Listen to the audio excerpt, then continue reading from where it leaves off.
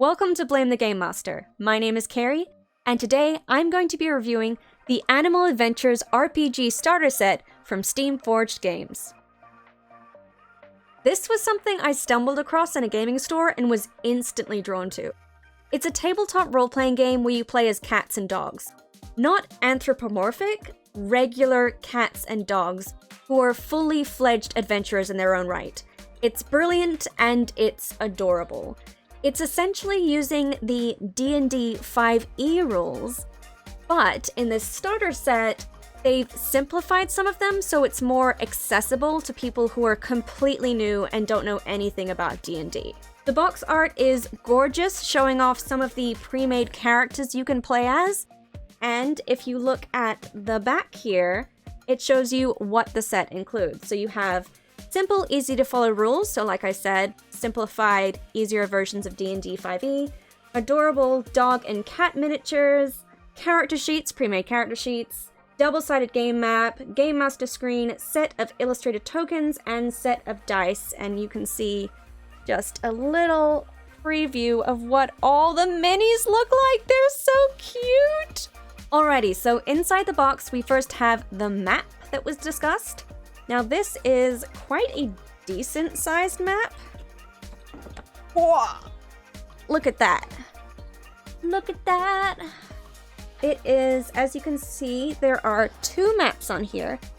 And also two maps on the other side. So it comes with a pre-made adventure. So this will be like the first scene of the adventure, the second scene, and then the third chapter.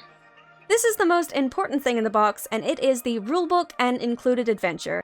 It basically has everything you need to be able to play Animal Adventures. You have all the rules, so even if you've never played any TTRPG in your entire life, this breaks it down. And what's really nice about this starter set is that even though Animal Adventures is based off D&D 5e, this is more of a simplified version.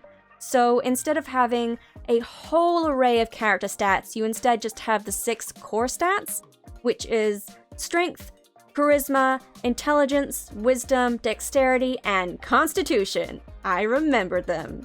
And that's the only 6 you need to remember. You don't need to know about anything like animal handling or perception or performance, what have you.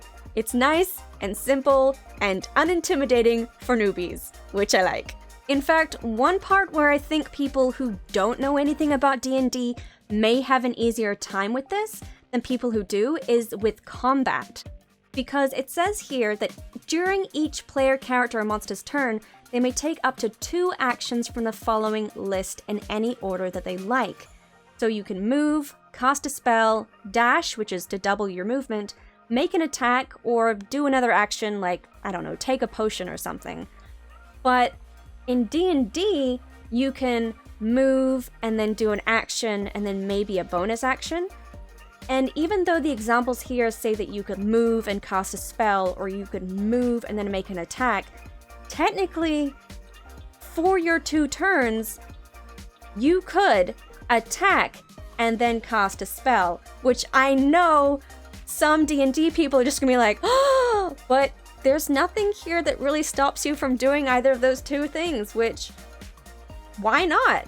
And then there are other things that people who play D&D might have a preconception about, like attacks of opportunity. I don't actually see that listed anywhere here in that book, so yeah, it's nice and simple and easy, and it's all here, and you don't need to be overcomplicated or overwhelmed because a lot of the stuff in D&D doesn't apply. It's just nice and simple and noob friendly. It's noob friendly. And it has cats and dogs. In fact, most of this booklet is actually the adventure for the game. Like, it's not even the rules, it's just the adventures. It's just for the GM to look at. So it's got a really nice substantial adventure and hardly any rules to worry about. I love it. And the great thing about TTRPGs is if there is a moment where it's like, I don't know what this check should be, or I don't know what the rule is here, you can just wing it. You can make it up. That's the wonderful thing about TTRPGs. The Game Master can just decide. Here we have a whole bunch of cardboard tokens. Here you have your enemies and your items, because the box includes the miniatures for the players, but not any minis for your bad guys. So you will have to use these tokens for the adventures, or I think they sell other little minis separately if you want to, get some of those. But yeah, these are all the tokens that you need for your adventure. So it's all right there. Everything is in the box. It's fantastic. Here's a closer look, but I have taken some of these out and put them back in upside down, so whoops. Then we have my favorite thing in the entire box, which is these pre-made characters. There are 4 dogs and 3 cats, and they're so adorable. Alright, let's have a look at some of these character sheets. First up, we have Elvis, who is an adorable little cavalier bard. He has 10 hit points, an armor class of 13, +2 to initiative. His speed is 6 squares, so this is another thing that's been simplified from Dungeons & Dragons. So in D&D, it's, I think, 5 feet per square. So 5 feet per square means 6 squares is 30 feet of movement. Basically takes out the imperial measurement system, which no one wants to deal with, thank you very much, and just simplifies it to square. I like square. Square nice. His equipment is his rapier, leather armor, loot, rope, 4 torches, and flint. And so he has a rapier and a bite attack.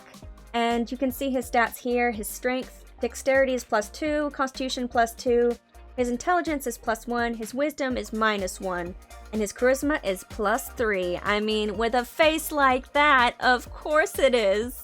So in the back, he has his special abilities. So he has bardic inspiration, so he can inspire people with his music and his words.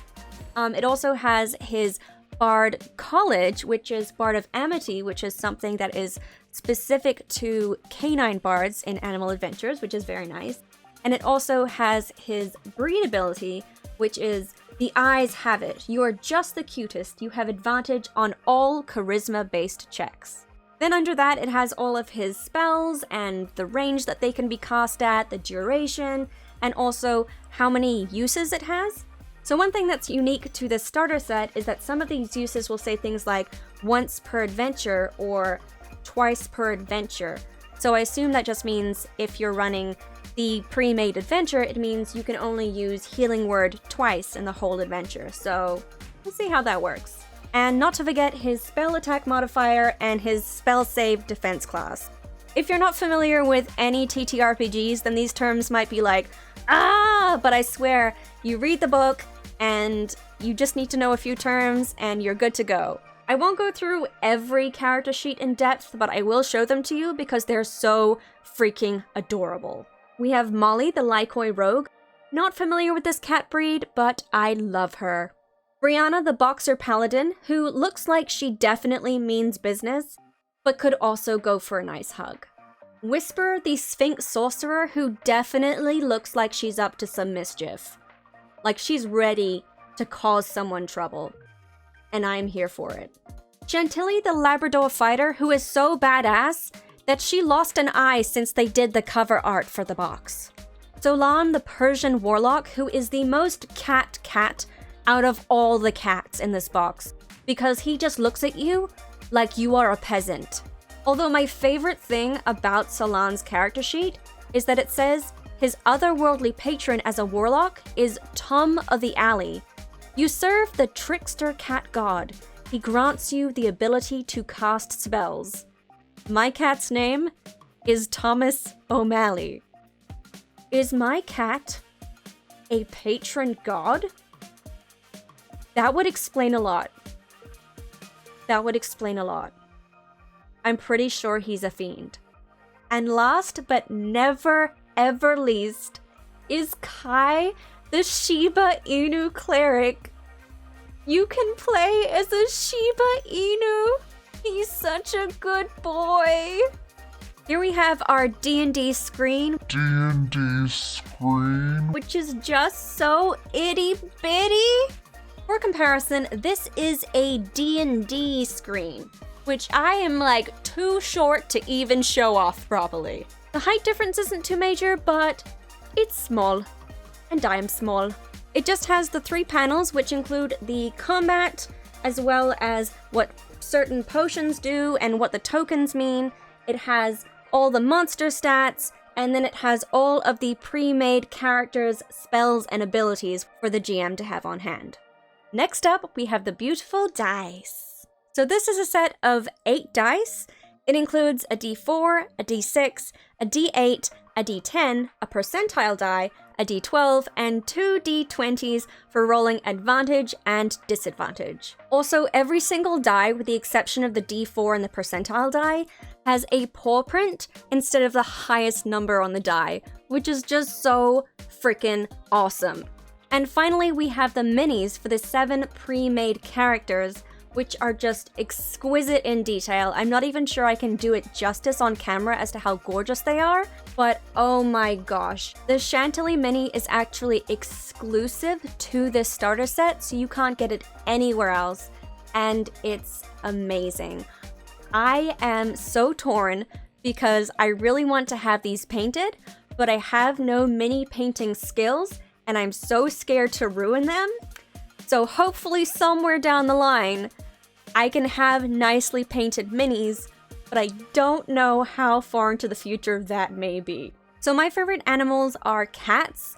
So even though if I was to play Animal Adventures, I would probably want to play as a cat, I have to say that the dog designs for these minis are exquisite. They are definitely my favorite of the minis. So my first experience with GMing was actually with this starter set. I played with Josh and his wife, who had absolutely no RPG experience, and I thought I did reasonably well considering that I'm a complete noob. They were very patient with me, and we had a lot of fun. And all we needed was in the box. All the figures, the map, the rules, the adventure, it was all there. We didn't play through the whole adventure, just the first 2 scenes, but I did learn a lot. First, I learned that they actually show you in the book where to place the enemy tokens on the map. I was just putting them wherever I wanted to, and apparently, they actually have suggestions. Another thing I learned is that while the GM screen is a great reference, it doesn't necessarily have all the details. So I particularly recommend having the monster stats open in the adventure book, because all the GM screen really has is the armor class and hit points. It doesn't really say what their movement is or what their stats are, so this is really helpful. Another thing which the GM screen does have, but which I kept forgetting anyway, is the monster special abilities. It's important to know about those and use those. Also, I wasn't the best at keeping track of initiative order that the monsters and players went in, but that doesn't really have anything to do with the starter set. That was just me needing to be better at taking notes and be organized. So yeah, this box set is really nice for people who are new to playing RPGs, and also new to game mastering like I was. It's got nice, simple rules, and it's very kid and adult friendly. One thing I really liked is that there was an emphasis on not trying to kill the player characters. Like, you could immobilize them, or they could go down to 0 hit points and be unconscious, but there were no death saving throws, which is very nice because if you're a kid or you're just new to TTRPGs, you don't necessarily want your player character to die, especially if that character is a cat or a dog. However, if you are a little bit more hardcore or experienced, Animal Adventures also has a source book which is completely compatible with D&D. And a few months ago, they actually had a Kickstarter for another source book, which includes even more animals. So you could play as a fox, or a llama, or a koala. I cannot wait. So that is the Animal Adventures RPG starter set. Let me know what breed of cat or dog you would want to adventure as, and don't forget to boop that subscriber button if you would like to see more Animal Adventures content in future.